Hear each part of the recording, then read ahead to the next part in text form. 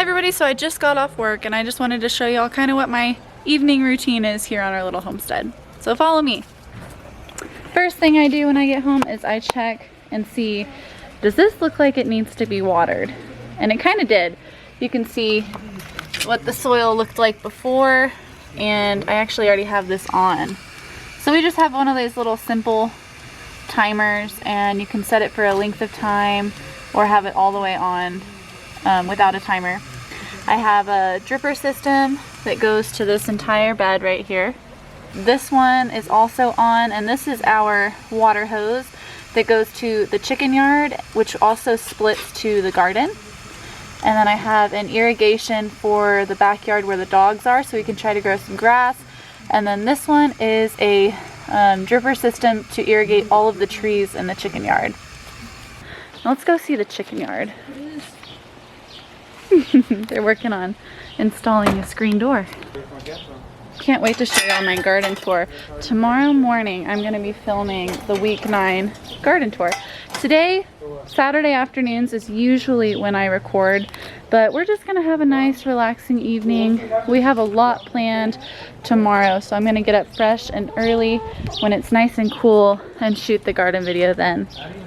So when I get home, I usually come and I check that the chickens have water in all of their waterers, which they do. This one's almost empty, so I'll go ahead and refill that one.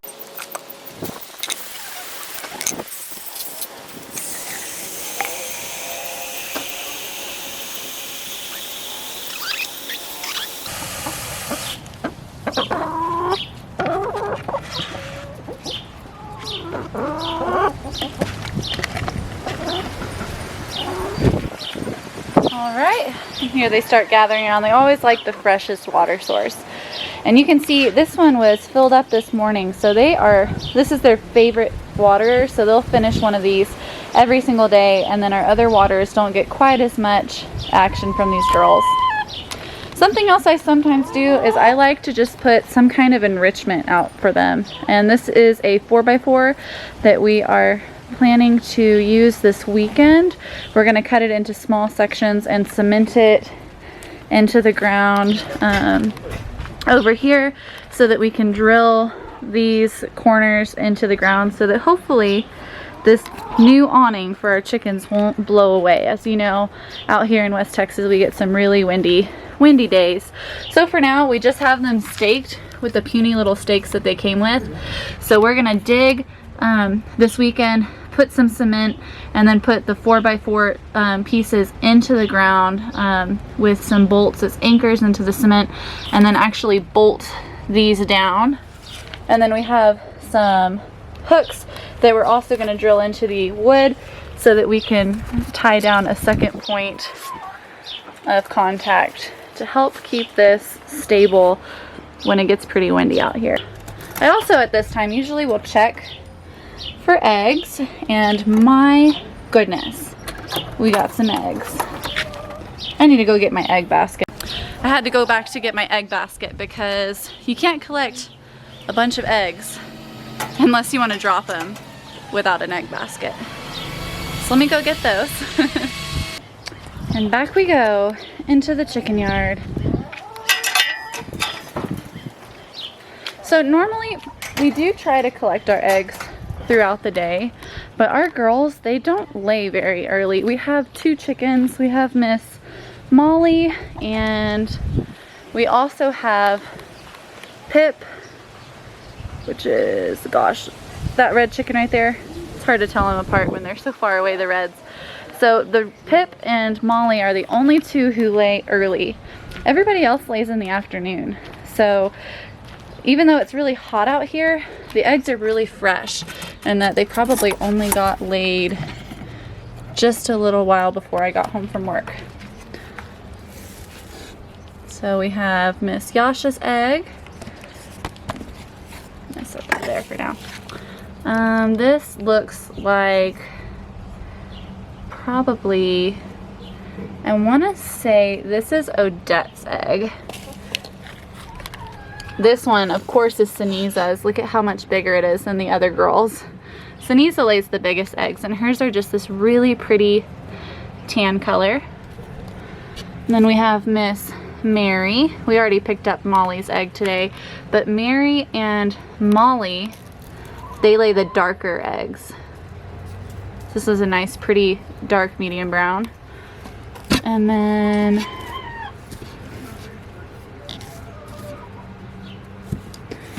these, I think, are the 3 reds, which is Pip, Ariel, and Myrtle. And that leaves, I don't know whose this one is, but look at it. It's really pretty. If it will focus, it has these spots and freckles on it. So somebody laid it.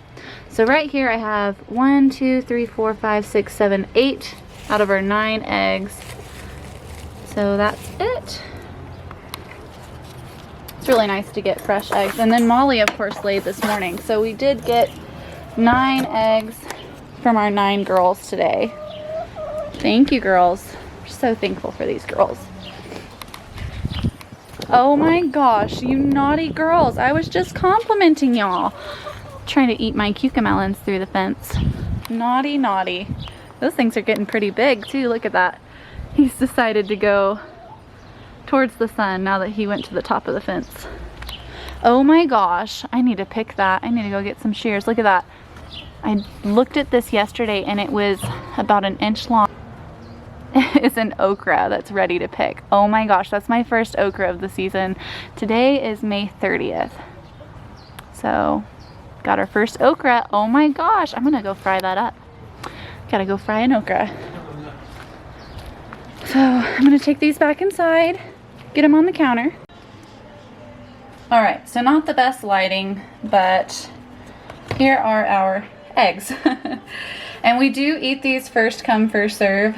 So we obviously haven't eaten eggs in a couple days. We need to give some away. Look at this. That one is another Sinisa egg. And it is positively as wide as my hand, if not a little wider. And I have big hands for a girl, so that's definitely a double yolker. Thank you, Sinisa. We got that one a couple days ago. We recently had my mother-in-law come into town, and whenever she comes, she always cooks us a lot of food. So, and then when she leaves, we have leftovers for like a week. So we haven't eaten our eggs in probably about 5 days, and this is what happens.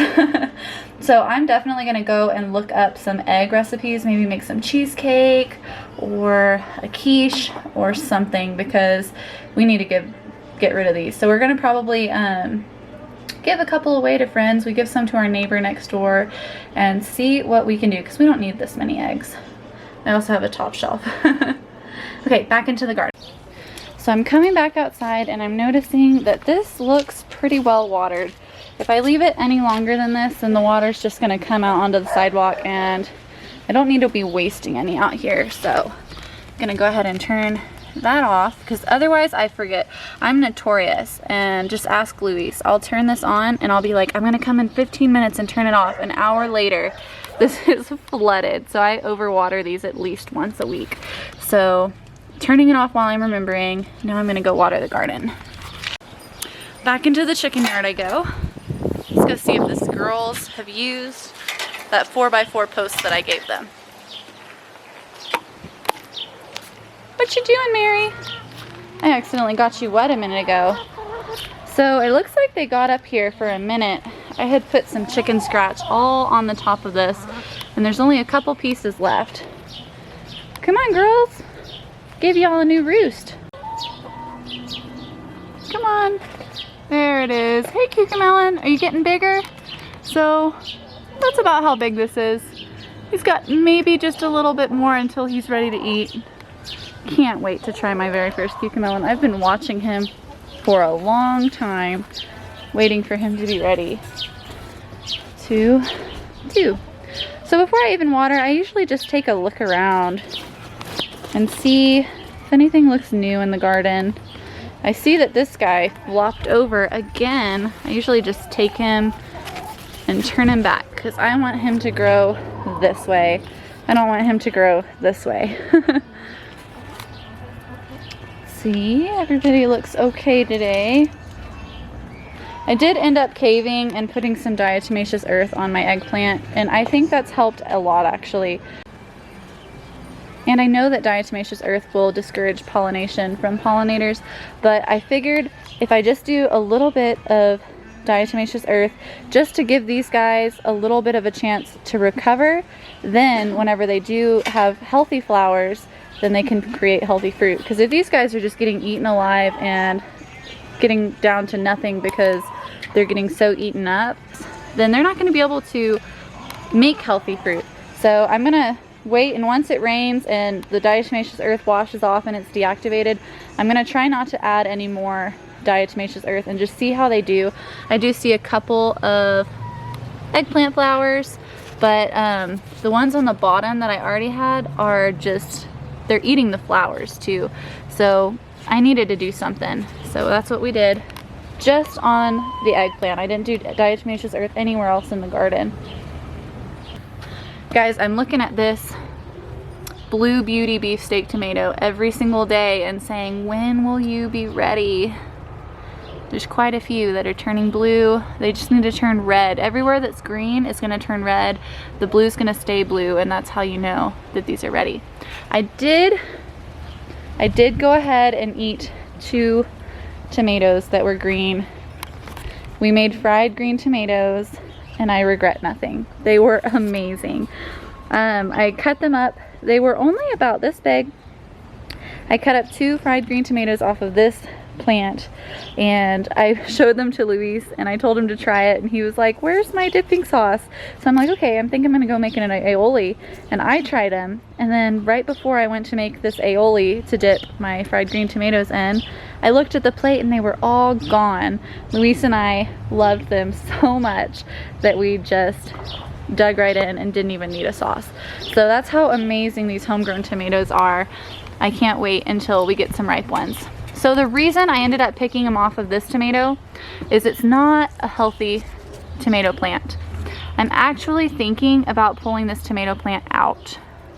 So to give him one last chance to recover, I pulled off all of the fruit, which was 2, off of him so that he can put energy into being healthy. But if he doesn't look any healthier in the next couple days, I'm pulling him out because I don't want him to spread any kind of tomato virus to any of the other plants in this garden. So gotta get better, buddy. You gotta get better. I do see some hail damage on my tomatoes, but they're looking good. They're gonna be tasty. This happens all the time. I go to turn on my water and I spent too long looking at my garden that the water turned off with the timer. Back I go, turning the water back on again.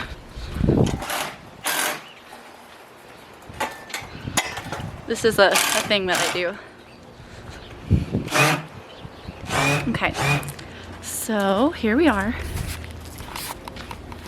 Set that timer for 60 minutes to be safe. I can always turn it off if I don't need that much time. And back we go. Hey girls. You know, I left for just like 20 seconds and I didn't go to the kitchen, so I don't know why y'all think I have treats for y'all. And crazy girls, you always gotta check just in case I got some treats. And access denied. I'm sorry girls, I would love to hang out with you guys, but you're gonna eat all of my garden if I let y'all in. Sorry.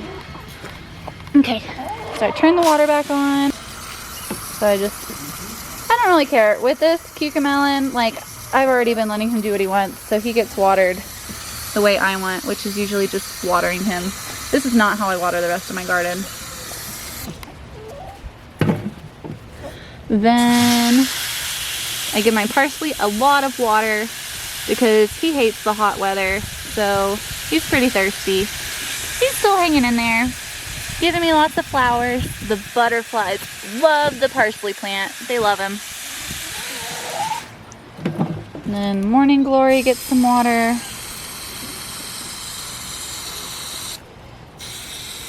Okra and sweet pea and poppies get some water. Sweet pea, don't be like that. You're so dramatic. You're okay. Oh gosh. Be okay. Okay, he's fine. He'll bounce back. Water my corn. I water at the base of the plants because I think that when you water on the plants, you can promote disease. So just to be careful, I water at the base. This water's on a little high. Look at all of the straw that I displaced. So I usually count to like 10 or 15 on each plant. See how pretty that marigold flower is. The leaves aren't so pretty, but that flower's nice. And I'll come over and do that to the rest of these plants. So yeah, I'll count to 10 or 15 on this one. Can't forget about my onions.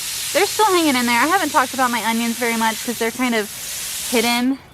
They're not very tall, but I've never grown onions before, and these were kind of an afterthought in the garden, so we'll see. At the end of the season, when I pull everything out, I'll pull my onions out and see if I have anything. That's about how I feel about my onions. Oh my gosh, you silly Black Beauty zucchini, stop it. There we go. Much better. This is where you live, Black Beauty zucchini. You don't live on the ground cherries, you live right here. Yep, so I always go and water at the base of my plants. While I do that, I usually just admire the things that are growing and check on them. I'll feel them and see if I can feel a little tiny berry or feel if the berry's gotten any bigger. I'm so excited about these ground cherries. So when I'm watering my garden, I'm usually by myself. So if I come off a little silly, like talking to myself, talking to my garden, giving my little plants a pep talk, this is what I do when I'm alone. Tell them, come on guys, you gotta grow. Grow, plants, grow. And then I'm like, why are y'all guys getting eaten? Don't let the bugs get to you. Just gotta keep growing. Then I see the bugs and I'm like, darn you bugs, go live somewhere else. And I'm like, but thank you bugs. I take it as a compliment that you like my garden. And then I talk to the bugs and kindly ask them, go make your home somewhere else or I will feed you to my chicken. So once I finish with the first row, I usually come and I water the perimeter. And then I will come back here and water my cucamelons. And then I'll come back and do my tomatillos, my dark green zucchini, and the other side of the corn, which is tasseling. I'll come and I'll do my squash and melons, okra, and then I'll finish off with doing the front side of this bed and then the back side of this bed. But that's what I do. Alright guys, so with the week 9 garden tour coming up tomorrow, I gotta stop here and I can't show you one more thing in this garden because you gotta go check it out tomorrow. So what I'm gonna do is I'm gonna go finish watering these plants. I'm gonna go ahead and fertilize them tonight. So I did bring up that I do fertilize my garden. I try to grow as organically and naturally as possible. I actually use an organic fertilizer and it's for tomato plants, but I figured I don't want to buy a fertilizer for everything in the garden, so I just use the tomato fertilizer on everything. And it seems to be doing alright, so I'm going to keep doing that. I do water it down a lot, and I do fertilize every 2 weeks on the weekend, but it's been working out pretty good. I dilute it quite a bit so that I can do it every couple weeks because I feel like the more I'm in the garden, the more I'm working in the garden, the more the plants do better. So I'd rather water it down and give them a weaker dose every 2 weeks than only give it to them very strong once a month or once every 2 months, because the stronger the dose, the more likely you are to burn your plants. So I figured if I give them just enough to keep them going, then any little bit's gonna help them with the nutrients, because especially tomatoes, they suck up a ton of nutrients, and if you want them to grow tomatoes for you, you gotta feed them. So that's what I do. I know a lot of people, when they hear fertilizer, they think unnatural and toxic. Well, it's good to fertilize your plants if you do it right. So that's what I've been doing. Guys, I just harvested my first okra. Check this out. This is my okra plant. Hello, okra plant. And this is it.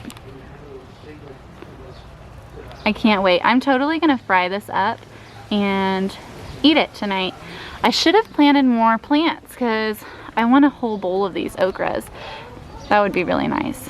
But I do see several more flowers starting to form. No ma'am, Yasha. Like I'm collecting chickens showing off my okra. I am going to plant more of these next year because look at that. Very first. This is a Clemens spineless. They have some pretty cool okra varieties too that maybe we'll try next year. Okay guys, so I just finished watering the garden beds, and before I leave, every single time I come in here, I always grab something for the girls to eat because I just love my girls. So today I'm gonna take a few leaves from this Swiss chard. It's getting kind of bug eaten where it's at, so I usually grab some of the leaves that aren't doing quite as well on the ends. Any ones that look like they're a little buggy get pulled off, and then I go and give my girls a snack. So let's go see if they're interested. I'll call them so everyone gets a fair shot. Come on girls, let's go. Oh, she grabbed one already. They jump pretty high. Come on girls, let's go. Come on girls. Good girls. All right, let's see how many we got.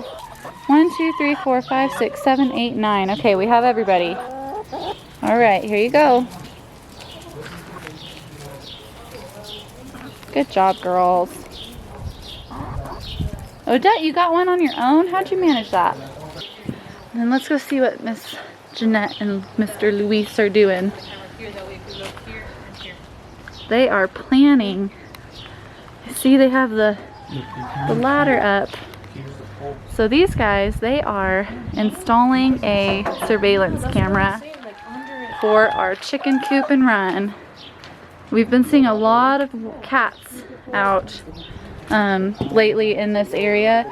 We've also been seeing, but we have had a skunk get into our yard twice.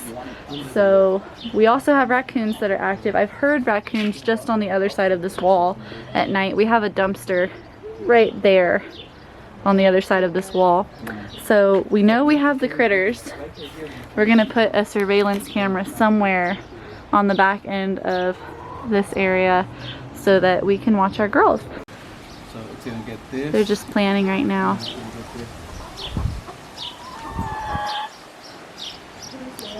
Pretty cool. How are you doing, Miss Myrtle?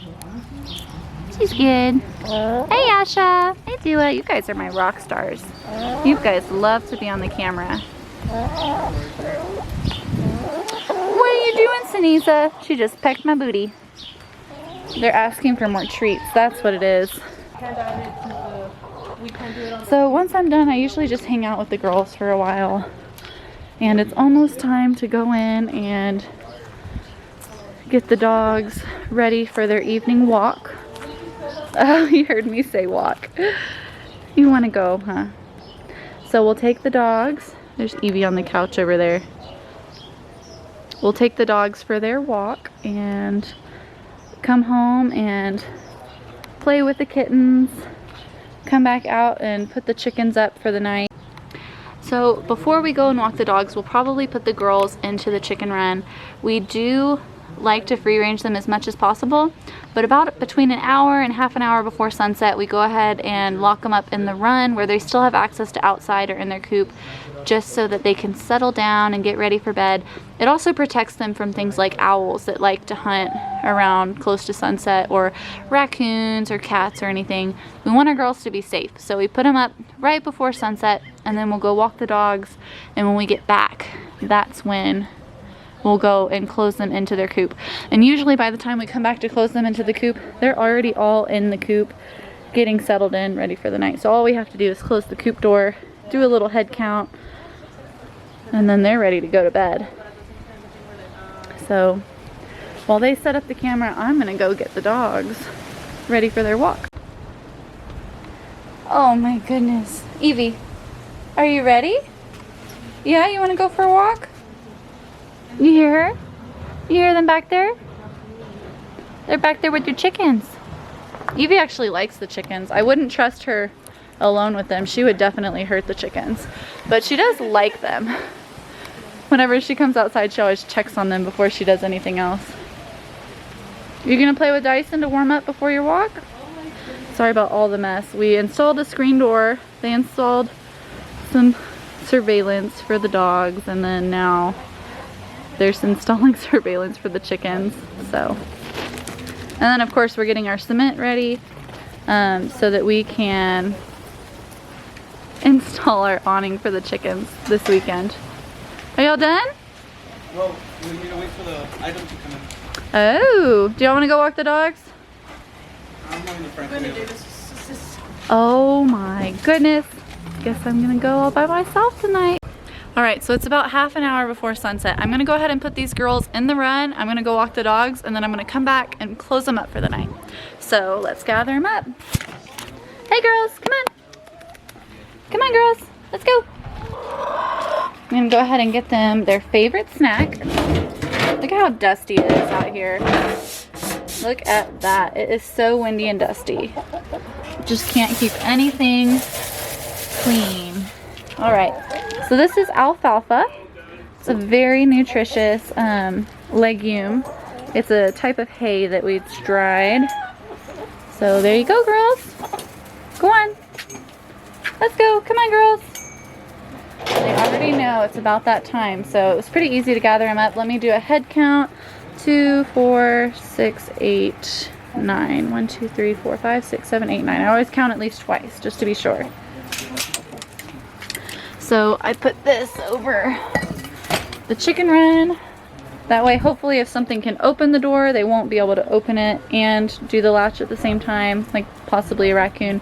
And we do come out here as soon as it gets close to dark and close that door up. So I'll leave you girls alone for a little bit, and I'll see y'all after my walk.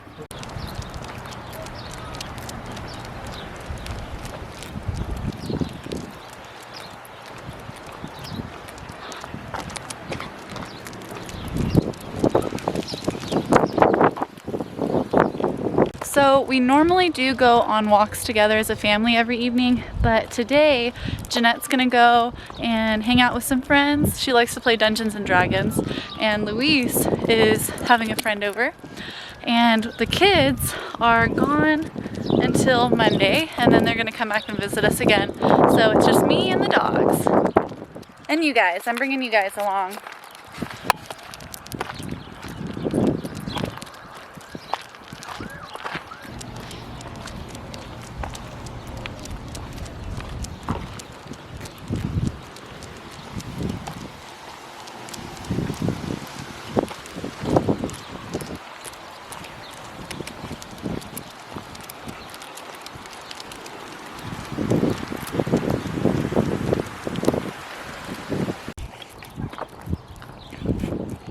All right, so we're almost home, and I'm actually glad that the dogs are pretty tired tonight because we usually do an hour or half an hour walk in the evening.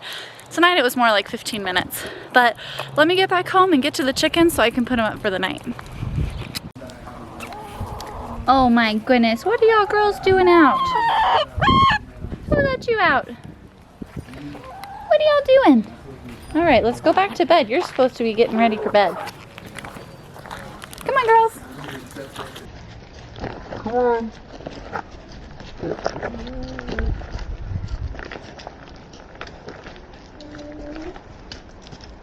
Come on, girls. Come on. Let's put y'all back in bed. Alright. That's good though. They got to enjoy a little more of their evening. 1, 2, 3, 4, 5, 6, 7, 8, 9.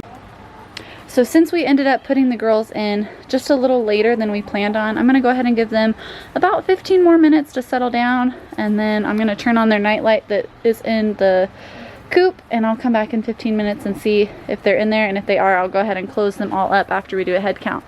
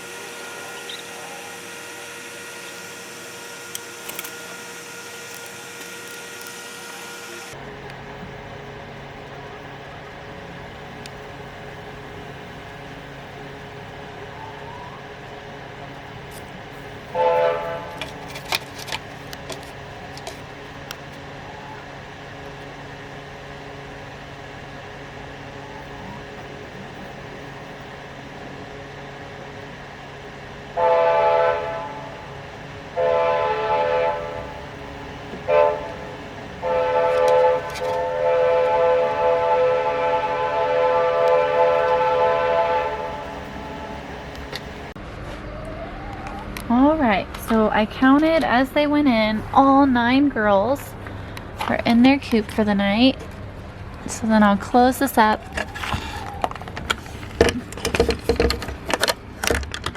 And we have 2 locks. Even though this whole thing is fenced in, if a raccoon does get in to the run, we don't want them to be able to get into the coop. So we have 2 locks on every single door. If I can do it one-handed, I'm not usually doing this one-handed. There we go. Okay. Good night, girls. And that's what we do every night.